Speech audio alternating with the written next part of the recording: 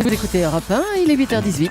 L'interview politique d'Europe 1, Jean-Pierre Elkabbach. Vous recevez donc Gilles Carrez, député UMP et président de la Commission des finances à l'Assemblée nationale. Messieurs, c'est à vous. Oui, l'homme qui méprise les chiffres quand ils sont manipulés est faux.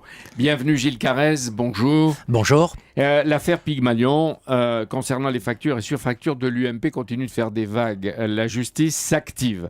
Des élus UMP réclament plus de transparence. On va voir ce que vous demandez vous-même. Est-ce qu'ils veulent des comptes propres et réglés ou régler des comptes ? D'abord, je voudrais dire que les comptes des partis politiques, c'est comme des comptes publics. C'est de l'argent public. Un parti politique, il fonctionne à partir de dotations que lui verse l'État ou de dons qui sont subventionnés par des réductions d'impôts. Si c'est de l'argent public, ça veut dire que c'est grave. Donc, dès lors que c'est de l'argent public, il faut la même exigence, la même transparence que pour les comptes publics. Alors, le président de l'UMP s'est engagé à faire cette transparence. Il faut qu'il le fasse le plus rapidement possible. Parce qu'on est dans une situation qui est vraiment paradoxale. On vient d'enregistrer une très belle victoire à l'UMP aux élections municipales. Et puis, on s'aperçoit que nos soutiens financiers sont en train de faiblir parce qu'il y a un climat de doute, de suspicion. Et nous avons besoin d'avoir un soutien à l'UMP. Jean-François Copé se défend et dit sa bonne foi. Jusqu'ici, il assumait. Mais il découvre qu'il s'est peut-être fait rouler par ses proches de Pygmalion. Est-ce que vous imaginez Jean-François Copé comme un pigeon ? Mais ça peut être le cas. Moi, je ne sais pas, je ne connais pas du tout les choses de l'intérieur. Alors, ce que je pense, c'est que nous avons absolument besoin, peut-être par la nomination d'une commission d'experts, peut-être par... de toute façon, la justice va faire son travail. D'experts indépendants, pas de l'UMP. Totalement indépendants. Nous avons besoin de savoir exactement comment se sont produites ces facturations, quelles ont été les prestations à la clé. C'est quand même pas compliqué de vérifier qu'une convention qui a été facturée a eu lieu ou n'a pas eu lieu. Donc je pense qu'il faut le faire. Il y en a beaucoup qui n'ont pas eu lieu et qui ont été comptés. Il faut le vérifier et le vérifier au plus vite. Mais personne n'a jusqu'ici vérifié les comptes, c'est incroyable ça. Ouais, je me demande si pour l'avenir, il ne faudrait pas, du fait que ce sont des comptes quasi publics, à titre de prévention, avoir des contrôles du type de ceux de la Cour des comptes sur les comptes publics. Pourquoi pas pour faire de la prévention, Gilles Carrez, en juin, dans un mois, est-ce que les grands dirigeants, les sages de l'UMP, doivent mettre compte sur table pour sortir de cette ère du soupçon? Et vous qui n'avez jamais toléré magouillage, tripatouillage, maquillage, qu'est-ce que ce matin vous réclamez ? C'est indispensable parce que nous avons besoin du retour de la confiance.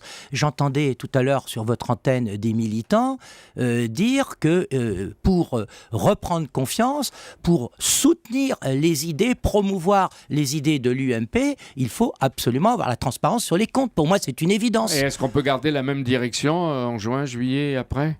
Parce qu'on sent bien que Hockey Choral, ça va pas tarder, là. Non, mais si la direction démontre qu'en réalité, elle a été abusée, ou si on démontre que finalement, tout ça, c'est une tempête dans un verre d'eau, on gardera la même direction. Et sinon ? Et sinon, il faudra changer, bien évidemment. Alors, vous avez lu Le Canard enchaîné, écoutez Europe 1, vous savez, sur le SNCF, le réseau ferré de France, etc., et les régions qui sont obligées de raboter près de 1200 quais pour les futurs trains express régionaux. C'est pas une blague. Comment vous réagissez, vous, spécialistes des comptes ? D'abord, les quais, certains d'entre eux ont été construits il y a 100 ans, il y a 50 ans. Et donc, le matériel roulant est modifié, il est plus confortable. Donc, que l'on modifie les quais parce qu'il y a un nouveau matériel roulant, ça ne me choque pas. Ce qui me choque, c'est qu'on le découvre, en quelque sorte, après coup. Et ça, c'est le résultat de la séparation, il y a une vingtaine d'années, entre ceux qui gèrent le réseau, RFF, et puis ceux qui exploitent le réseau, la SNCF. Donc, il faut fusionner tout ça et avoir un chef. Justement, devant Thomas Soto tout à l'heure, Jacques Rapoport, le président de Réseau Ferré de France, on voyait bien qu'il peinait à masquer ses contre-vérités, son embarras. Alors, qu'est-ce qu'il faut, vous ? On aurait expliqué il y a 2 ans que le changement de matériel allait entraîner des modifications de quais. Tout le monde l'aurait admis. Donc, une association, un regroupement, exactement. Un chef. C'est le projet de réforme ferroviaire. On refusionne ce qu'on avait défusionné il y a 20 ans. Avec un chef. Ainsi va l'histoire, avec un seul chef. Manuel Valls hier, Michel Sapin aujourd'hui confirment que les baisses d'impôts sur le revenu inspirées par le président de la République seront financées par les résultats de la lutte contre la fraude fiscale. L'ensemble de la baisse d'impôts, 1 milliard. Est-ce que vous saluez les artistes ? Non. D'abord, je voudrais dire que le seul impôt sur le revenu va augmenter de 4,5 milliards en 2014. Donc les Français vont découvrir une hausse énorme de leurs impôts dès septembre moins prochain. Les 3 millions Alors, de ménages, dont 1 800 000 faisons les exemptés. comptes ensemble. 4,5 milliards de plus, et là, le gouvernement vient en catastrophe d'annoncer 1 milliard de moins. Donc ça fait 3,5 milliards de plus. Qui va bénéficier d'une suppression ou d'une réduction de son impôt ? Les tout petits revenus. Par contre, les classes moyennes, par exemple, un célibataire au-dessus de 1 200 euros par mois, un couple au-dessus de 2 200 euros par mois, ils vont payer, s'ils sont retraités, au titre de la refiscalisation, la fiscalisation de la majoration de 10% des retraites. Mais qu'est-ce que vous êtes en train de nous dire que personne ne doit payer d'impôts à un moment donné? Non. Il faut protéger peut-être les plus pauvres. Ce que je suis en train de vous dire, c'est qu'une hausse de 4,5 milliards d'impôts après celle de 2013, qui était également de 4 milliards, c'est insupportable pour les ménages. 30 pour la droite, 30 pour la gauche, depuis qu'elle est au pouvoir. Non, je récuse ces comptes.